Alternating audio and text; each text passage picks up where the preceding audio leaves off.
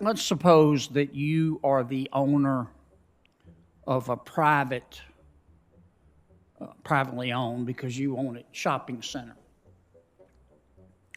And you adopt a rule that applies to everybody who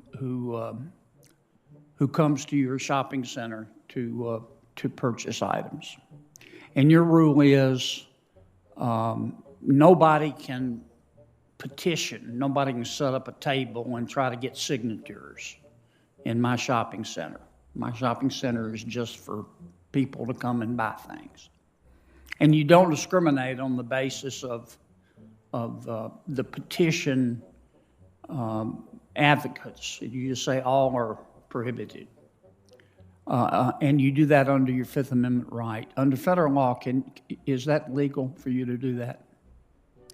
Thank you, Senator, very much for that question. And your hypothetical raises a number of potential issues in terms of the ability to gather, free speech, et cetera.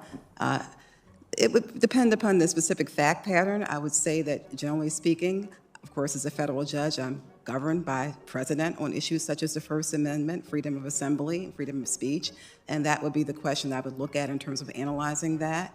The fact that it's a private shopping center. Yeah, but if I could interrupt you, if you're the owner of the shopping center, so you have a Fifth Amendment right to property, and you adopt this rule that says nobody can come here and petition. I don't care who you are or what it's about. That would be in conflict with the petitioner's First Amendment right to petition. Under the current state of federal law, if the petitioners sue you, who wins? Well, again, Senator, I think it would depend somewhat on the facts. In your hypothetical, you're talking about a private owner, so it's not state action. So that would certainly be relevant in terms of analyzing the question. But I think it would depend. There are two different strains of constitutional interests that you've raised, which I understand in your hypothetical, and it had to be analyzed carefully under both.